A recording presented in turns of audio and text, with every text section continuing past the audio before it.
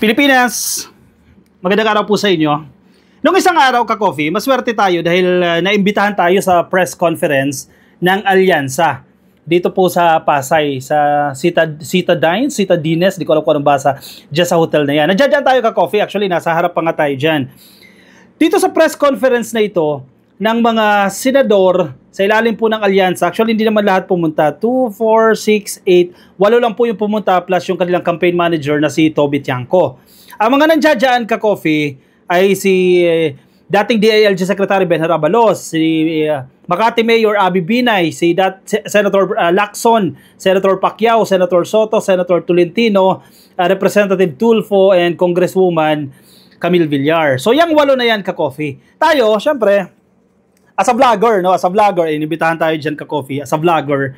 Pero, lingid sa inyo kaalaman, nagtrabaho po ako sa media for 12 years, di ba? So, bago ako nag-full-time vlogger, actually hindi full-time dahil magkakaroon ng bagong trabaho, no? 12 years po ako nagtrabaho sa media. So, nagsusulat din po ako ng balita. So, yan ang pinaka-forte. So, nag-notes tayo, ka-coffee. Yan, may mga notes ako dyan. Isi-share ko sa inyo. May mga notes tayo dyan kasi hilig din natin talaga ito.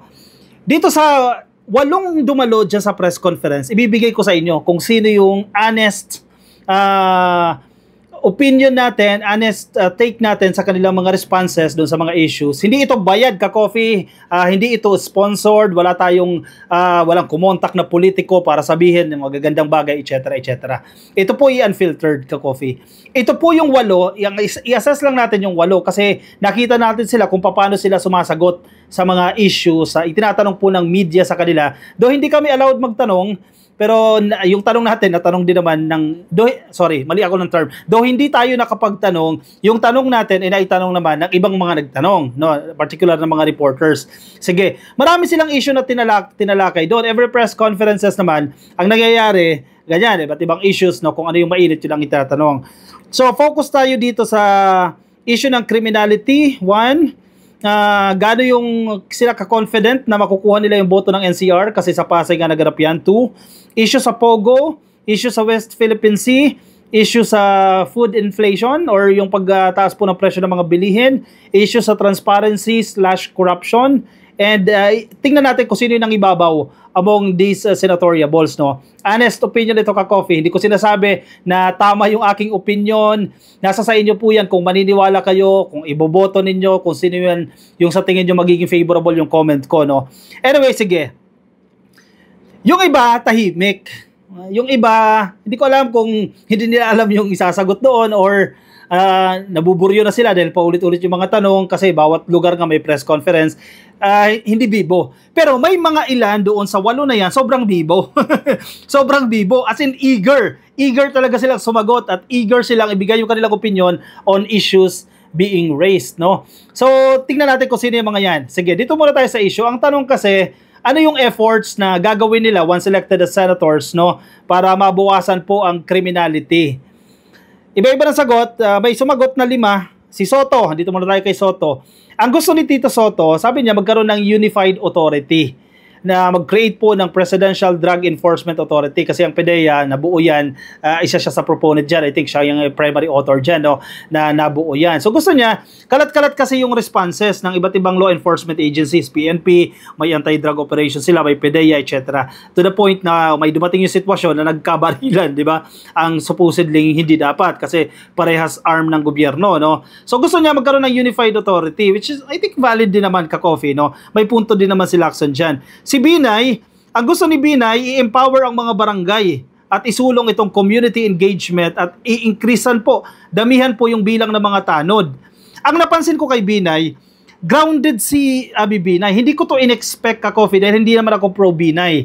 Pero, inoobserbahan ko si Abby Binay. Teka, sabi ko, ano yung mga responses nito grounded may pinanghuhugutan from the ground. Kasi mayor siya, yun ang advantage kapag ikaw ay mayor. Alam mo yung nangyayari sa ground. As compared sa iba na medyo more of motherhood statement. Sa totoo lang, doon sa Alyansa Senators, meron din naman mga motherhood statement na parang basic ka-coffee, no? Hindi, no insult, pero yung responses ay basic na parang ano yung specifics noon, di ba? Generic. Mamaya sabihin ko sa inyo kung sino yung mga yan.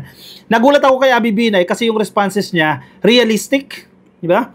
and may pinaghuhugutan sa ground. Yun ang gusto niya. Kasi first responders ang mga barangay. So damihan yung mga tanod. Yun ang kanyang proposal dyan. And i-empower yung mga barangay. Kumbaga, wag lang dependent tayo sa mga police o kung ano man yan. Empower natin yung mga barangay officials natin. And yung community engagement, which is, ginagawa na rin at some point, pero yun gusto niya, palakasin pa yan. Si Abalos, ito yung tinutukoy kong bibo. Si Abalos. Bibo si Abalos. Si Abalos matalino, abogado eh. And yung mga yung mga sagot niya may pinaghuhugutan. Kung sa research, kung sinong nasa industry ng research, no, may mga review of related literature. Kapag sumagot si Abalos, may pinanggalingan din. Meron siyang hinuhugot na example. Halimbawa, sabi niya, ang gusto niya, use of interconnected CCTV, which is very, very, very good response. And yung 911 hotline emergency, ang PNP, sinisimulan na po yan. And tumatak sa isip ko kasi may nasulat akong balita tungkol dyan. Si Abalos ang isa sa hindi naman nag-pioneer, no? Isa sa nagpukpok para ma-implement yung 911 system na yan, emergency hotline. Ang PNP, kahit i-check ninyo, nagsisimula na sila maglalatag niyan. Ang problema, for the longest time, bawat LGU, iba yung emergency hotline. Bawat probinsya magkakaiba ng emergency hotline. Hindi ba centralized? Di ba? Hindi interconnected. Malaking bagay nga yan eh. Kasi dito sa 911 emergency hotline, I'm not very familiar lang with some details, no? Pero ando doon din sa plano na i-connect na yan yung halimbawa CCTV para mabilis nilang halimbawa may hinahabol sila kung the way yun ang example nila, the way kung paano natin napapanood sa mga pelikula na inaaresto ang mga kriminal, yun yung goal nila. Yung technology na yan, yun ang gusto nilang i-implement sa PNP, which is si Abalos ang isa sa nagpukpok niyan. Kahit i-check nyo pa yan ka-coffee, I'm not promoting Abalos, pero yan yung totoo. Very good response. Ito yung sinasabi ko na lagi siyang may review of related literature, itong si Abalos. Sabi niya, kinumpara niya ito ka-coffee sa Middle East, no? May sinabi siyang bansa dito na gumagamit na ng AI, somewhere in Middle East yung sinasabi niya, yung mga CCTV nila, kahit naka-mask ka pa, covered na ng yung mga mata mo, ma-identify na yan, kaya mabilis ma-aresto, mabilis ma-address yung mga crimes. Yun yung sinasabi nating may backgrounder. Si Tolentino, sagot ni Tolentino, strengthen yung criminal justice system at reimposition of death penalty. Ang death penalty ay matagal nang sinusulong sa Kongreso na hindi umuusad. I don't think makakakuha ng enough support si Tolentino dyan. Yung strengthened criminal justice system, sagot ni Tolentino, ito yung sinasabi natin na generic statement ito Kasi, paano mo strengthen, di ba? Yun yung, siguro mas limited lang yung time kaya hindi na-elaborate ni Tolentino pero gusto niya i-strengthen yung criminal justice system natin, which is isa din naman talaga sa problema ng Pilipinas. Si Lacson, ang punto ni Lacson, si Lacson kasi batikan sa Senado, di ba? Batikan na yan Lack of implementation of existing laws, study oversight functions, creation of IRR, ito. Nasisira daw yung batas. May ganda rin yung punto ni Lacson. Expected natin kay Lacson dahil matalino to si Lacson. At straight to the point yung si Lacson. In fact, tumatak nga sa sinasabi niya na kapag nag-implement ng program, wag na mangialam ang congressman. Wag na mangialam ang senador. Kasi hindi na nila trabaho yan Kasi implementasyon, yung agency na yan na inatasan ng batas. Oversight function lang sila. Ang gusto niya, pag-aralan daw itong oversight function, yung sumisilip pa rin, sinisilip pa rin ng Senado, kumusta yung implementasyon, etc. Pag-aralan daw po yan. And isa pa sa nire-raise ni Lacson dyan, may ilang batas daw na nababago ng IRR, ng Implementing Rules and Regulation. Kasi may process ka-coffee, once na meron ka ng batas sa ginawa, hindi pa nagtatapos dyan. Kailangan mong gumawa dyan ng Implementing Rules and Regulation. Yan na yung mas detailed na proseso. Paano i-implement yung batas. Yun nga lang, may mga gumagawa daw ng IRR na nasisira daw po yung batas mismo ng IRR. No? So, yun ang isang concern na gustong labanan ni Lacson. At ang sinasabi niya, may mga batas na tayo, implementation, which is paano ba gagawin? For the longest time, hindi ma-implement ng maayos. No? May kulang din sa law enforcement. No? Anyway, yan yung responses dyan. Next, ang haba na nito, 9 minutes, isang issue pa lang, no? Number 2, how confident to get NCR votes? Confident sila. Generally, lahat ng sumagot confident sila na makukuha dahil sinasabi nila may mga naiwan silang programa dito sa NCR and most of them are from NCR. So, skip na natin yan. Confident sila na makukuha nila NCR vote. Pogo! Ito na naman, pumasok na naman si Binay. Itong si Binay at si Abalos, itong dalawa ang nangibabaw sa akin. Sorry ha, ka-coffee ha. Pero itong dalawa na to, very sharp. And excited, very eager na maging senador. And sa tingin ko, kung yung ganyang momentum makatutulong sa gobyerno. Hindi ko alam, nasa sa inyo ka-coffee. Kung iboboto nyo, regardless of their backgrounds, regardless kung ano yung ginawa ni Jejomar Binay. Pero si Abby Binay nag-stand out and si Abalos, yung first two, no? Sa Pogo, sabi ni Binay, kasi eventually magiging senador sila. Sabi niya, directly saying, ito po ay isang enforcement question. Hindi na kinakailangan ng legislation. 'Di ba? Direct to the point. Kasi may desisyon ang presidente. Iban lahat ng Pogo. So wala ka na magagawa diyan. Hindi mo na kailangan ng legislation, i-enforce na lang yung utos ng presidente, 'di ba? Pogo, tapos ang problema. Yan sabi ni Binay diyan. Si Abalos, may punto din naman si Abalos dyan, magkaroon ng local inventory. Sa barangay level pa lang, malaking papel ng community. O sige, nakikita nyo dyan, yung building na yan, may mga pumapasok dyan ng mga ganyang lahi, no? Sa tingin mo, may illegal activities dyan, gising lahat sa madaling araw, etc. Magkaroon talaga ng local inventory kasi posible na yung hawak nating datos national, hindi pa talaga lahat yan. Kaya nga marami pang nahuhuli, marami pang nagsusulputan. So gusto niya ng local inventory. Anyway, sa issue ng West Philippine Sea, tikom ang bibig nila, karamihan sa mga senatoriables dyan, tikom ang bibig nila, but nagsalita dyan si Tolentino, syempre eksperto siya dyan sa West Philippine Sea. Si Soto, nagsalita din siya dyan, what is the president doing is correct, ang sinasabi nila, no? And it was seconded by Tolentino na kung ano yung policy ng presidente ni PBBM when it comes to West Philippine Sea, tama daw po yan. They support the president of course, no? Ito, high food prices. Ito, dito na tayo Marami din na ng ano dito 1, 2, 3. Si Tulfo, Erwin Tulfo. Si Erwin Tulfo, direct to the point din ito. Malinaw sa kanyang gusto niya mangyari. Kasi napag-usapan rice tarification law, yung pagtaas ng presyo ng mga bilihin, particular po ng bigas. And then there are questions about the amendment ng rice tarification law. Sabi ni Tulfo, kailangan niyang i-review yung rice tarification law dahil inalisan po ng kapangyarihan ng NFA. At ang gusto niya po, bilhin ng gobyerno ang produkto ng mga magsasaka kasi kumikita lang ang mga middleman, which makes sense. Tama din naman yan. Yung sa rice tarification law, yan, dito talaga papasok yung mga senador. Sige, pagdebatehan nila yan, pros and cons, etc. So gusto nila ibalik yung kapangyarihan sa NFA. And then, iisa naman yung sinasabi dito ni Soto at ni Tulfo pagdating po sa pagbili ng mga produce o ng output ng mga magsasaka. Gusto nila parehas, si Soto particularly, 50% ka-coffee ng produce ng isang magsasaka. Let's say, umani yan ng 100 kilong saging. 50% dyan o 50 kilos dyan, ibibili ng gobyerno. Tapos yung 50 kilos, yan, pwede na pumasok dyan yung mga middleman o ibenta na nila yan. Diba? Para hindi lugi yung mga magsasaka, which makes sense. And na-mention niya lang mala FTI, kung familiar kayo sa food terminal, yan ang gusto mangyari ni Soto dito Marcos time ito ka-coffee, no?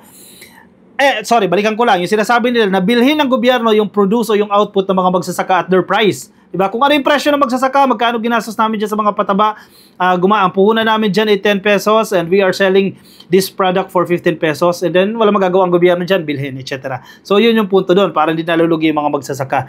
And magkaroon ng mala FTI po na food terminal. Tama, di ba? FTI food terminal. All over the country. At makikinabang daw po mga magsasaka, sabi ni Soto dyan. Si Pacquiao naman, ito yung motherhood statement ni Pacquiao, no? Ako, alyansa si Pacquiao, pero hindi pa ako convinced kay Manny Pacquiao at hindi ko alam. Hindi ko pa siya iboboto sa directly saying, no? Yung sinasabi niya, production, distribution, and consumption o PDC. May joke pa nga siya dyan Na-introduce niya raw po yung PDC. Sabi niya pa nga, hindi yan post-dated check. Corny. Anyway, sige. Gusto niya mag-focus sa production, distribution, and consumption. Which is, sa economics, sa ibang field, basic yan, di ba? So parang, what about PDC? Kung advisor ka ng thesis, nagpasa siya ng topic, what about? Anong gagawin natin dyan? Kasi more of a lecture ito Gusto niya, ganito sa production, sa distribution, sa consumption, etc. Hindi lang malinaw pa. Siguro yung team ni Pacquiao, inform pa si Pacquiao about dyan sa PDC na yan, etc. Anyway, yan yung responses nila. Yung iba, tikom ang bibig, hindi po nagsalita. Pagdating naman sa transparency, ito, very bold. Ito ang suggestion ni Tulfo pagdating sa transparency and corruption, which makes sense. Agree ako dito. Ang isa rin maganda sa sinasabi ni Erwin Tulfo, masa rin kasi yung responses niya and ano din ito prangka, ka-coffee, no? Sabi ni Tulfo, if elected siya, ang mga elected official, exempted na dapat sa bank secrecy law. Kasi ngayon, halimbawa, kukunin mo yung bank transactions ni Sara Duterte, syempre, hindi ka basta-basta makakakuha dahil may batas tayo, di ba? Unless magbigay siya ng waiver. So, sabi niya, kapag ikaw ay nahalal na, let's say naging mayor ka, gobernador ka, vice mayor, senador, congressman, dapat exempted na sa bank secrecy law. So, magiging open na sa publiko yan. Ang isa pang pinupunto niya dyan, sa usapin ng SALN, Statement of Assets, Liabilities and Net Worth, no, o SALN. Kapag government employee ka kasi kailangan mo ng SALN, no. Gusto niya wag bigyan ng access ang ordinaryong tao kasi currently pwede ka magkaroon ng access, mag-request ka lang. Pero kapag kinailangan yan, let's say sa ombudsman may hearing, let's say sa isang korte may hearing, that's the time na ipipresenta yung SALN. Pero not everyone will have access to SALN of a certain politician. Yan ang pinupunto dyan ni Tulfo, no. Pero readily available yan pagdating sa ombudsman or etc. Kasi para daw po yan sa kanyang sa security and for security and safety issues ng subject personnel, no? Which is, I agree, ka-coffee, no? Kasi ang SALN, very detailed yan. Andiyan dyan yung mga properties. Ikaw, paano kung nakuha mo naman ng tama yung properties na yan? Andiyan dyan yung address. Sobrang detalyado yan, ka-coffee. And I think, paano kung masama yung intensyon ng tao na nakakuha ng records na yan, di ba? So, hindi siya ideal, ka-coffee, na lahat ay magkakaroon ng access, no? Pero, syempre, pag ang korte na pinag-uusapan dyan, may ongoing investigation, you should be compelled na ipasa yan. And I think, mabilis naman ma-access yan. So, yan yung mga issues na napag-usapan. May magandang na-mention din itong si Abalos, pabibo tong si Abalos sa mass transport system. Very good, very, very, very good. Kasi yan ang isa sa pinakamahirap, pinakamalaking problema ng bansa, traffic and mass transportation. Pagpunta mo ng ibang bansa, ang gaganda ng mode of transportation. For example, Singapore, napakaganda. 'Di ba? Japan, napakaganda. Vienna, napakaganda. 'Di ba? Mass transport system. Hindi ko alam kung paano natin gagawin. Gayahin yun Singapore na napakamahal na mga kotse, etc. para unti lang makakabili ng kotse. Basta efficient yung public transportation. Isa yan sa pinaka dapat tutukan yan. Sana si Abalos manalo kasi sana tutukan niya itong mass transport system. Ang sabi niya nga, kung may extra pera naman tayo, mag-construct tayo ng ganitong infrastructure. Bilhin natin yan. Diba? Para gumanda yung public transportation natin. Kasi yan naman ang solusyon dyan. Para yung iba, instead na magdadala ng kotse, mag-commute na lang. Ito na, assessment. Ito, silang walo may assessment tayo. Doon sa mga tumakbo, ang sure na akong iboboto ko, si Abalos, hierarchy. Abby Binay, very, very, very sharp.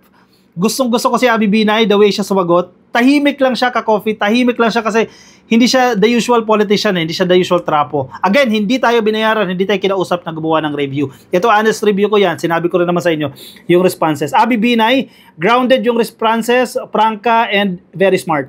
Ka-coffee, tahimik lang. Abalos, second na iboboto natin. Si Abalos, excited, very sharp, may mga background, may mga basis ang sinasabi niya.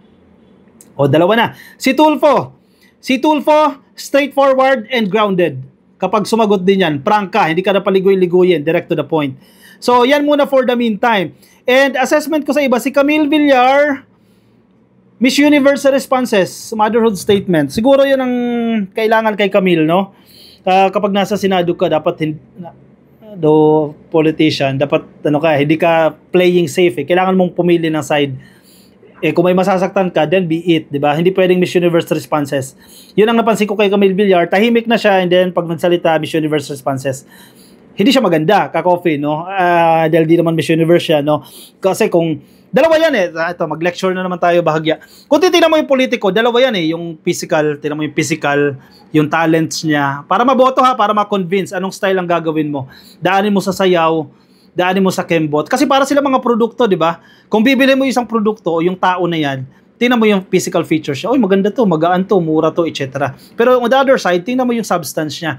Malalim, matalino, di ba? Nang hindi mo siya nakikita ng mata mo, pero pag nagsalita na, may imagine mo siya, mabivisualize mo. Balansehin mo siya. Yung Miss Universe responses, at some point, hindi siya effective para sa akin, no? Si Pacquiao daw yung magsalita very confident, no? I will do this. Di ba? I will do this. Hirap mag-express. Pero may point naman na may laman ang sinasabi ni Pacquiao. Nahirapan lang siya mag-express. Siguro dahil, hindi ko alam, language barrier yan. Nahirapan siya mag-express. Pero may laman din. Pag nagsalita si Pacquiao, hindi naman siya totally sinasabi yung lugaw. Hindi totoo yun. Kasi may mga sense din naman ang sinasabi ni Pacquiao. Yun lang. Nahirap lang siyang i-express. And yung linya na hindi na magnanakaw yan dahil napakayaman yan, etc. etc. Yun yung advantage ni Pacquiao. Si Lacson, si Totos, si Tol, itong tatlo na to, very professional na, matagal na dyan sa politics, no? Matagal na nag-i-exist yan, mga experience na yan, mga tao na yan. Nasa sa inyo yan, kung boboto kayo ng mga bago o luma, hindi ko alam, nasa sa inyo yan. Pero ako kasi, ang mas gusto ko ngayon, yung very eager, yung ganun, no? Solid na solid yung yung gusto kong maging senador dahil ito yung gagawin ko. Hindi naman bago dahil may mga karanasan din naman ito at some level. Example nga si Abby Binay and si Abalos. So yan muna ka-coffee. For the meantime, pasensya na kayo ka-coffee kung may nasabi akong hindi nyo nagustuhan, pero yan po yung honest opinion ko. Ayoko naman kayong bulahin ka-coffee, no? Pero yun yung honest opinion ko base sa press conference na ating na-attendan. Kayong bahala. Ano sa tingin ninyo, base sa kanilang responses, i-komento ang inyong opinion reaction dyan sa ating comment section para mabasa po yan ng iba nating mga ka-coffee. Mga nasa Facebook, pasuyin na lang. Please like and follow. Mga nasa YouTube, click lang po na subscribe and hit the notification icon para updated po kayo sa ating mga bagong upload. Maraming salamat po. Ingat po kayo. Napahaba tayo, ha. Nag-enjoy ako sa criticism, o sa pagre-review sa mga qualifications, sa performance for the meantime, no, ng ating mga senatorial balls. Paalam po, see you in my next video. Bye-bye.